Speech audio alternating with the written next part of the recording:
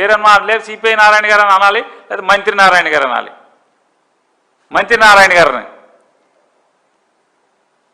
నారాయణ గారు క్లారిటీ ఇచ్చేస్తాం, మీరు కాదు, మంత్రి నారాయణ గారు. నవ్వుతాను నిజంగా. సిపిఐ నారాయణ గారు ఫోన్ చేసి నువ్వు నారాయణ నారాయణ అంటే నన్ను అనుకుంటున్నావు అని ఆయనే ఫోన్ చేశారు నారాయణ గారు. మిమ్మల్ని కాదు సార్, మంత్రి నారాయణ గారిని. పొంగూరు నారాయణ ఏదో ఉంది ఆయన పేరు, పొంగూరు నారాయణ గారిని. చంద్రబాబు నాయుడు గారికి గుండికాయ ఏదో కాయ ఆయన.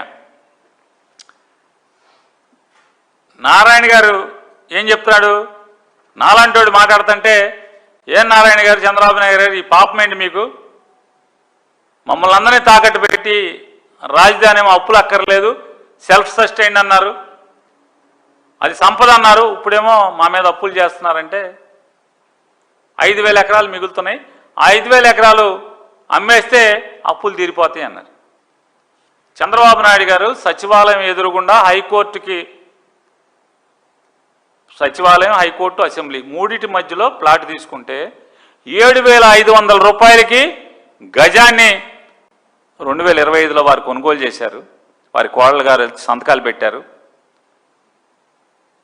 వారి కోడలు గారే వచ్చి సిగ్నేటరీ కింద లోకేష్ గారు, శ్రీమతి గారు వచ్చి అక్కడ పొలం కొనుక్కున్నారు. పొలం కొనుక్కున్నామని ఏడుపు కాదు, ఈ 2024లో వాళ్ళకి అక్కడ ఎట్లా ప్లాట్ వచ్చింది, ఎలా వచ్చింది, కొత్తగా ఎందుకు ఇచ్చారు అక్కడ ప్లాటు,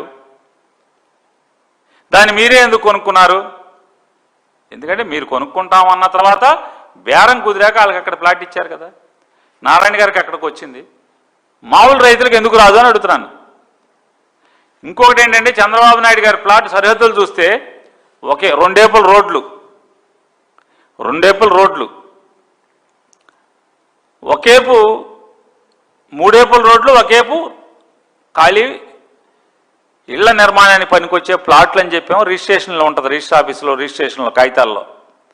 ఇవాళ ఆ ప్లాన్ చూస్తే గ్రీన్ బెల్ట్ మొత్తం చంద్రబాబు నాయుడు గారి ఇంటి ఆనుకున్న సరిహద్దు ముక్క 3,800 గజాలు, అంటే సుమారుగా 1 ఎకరం మిగిలింది.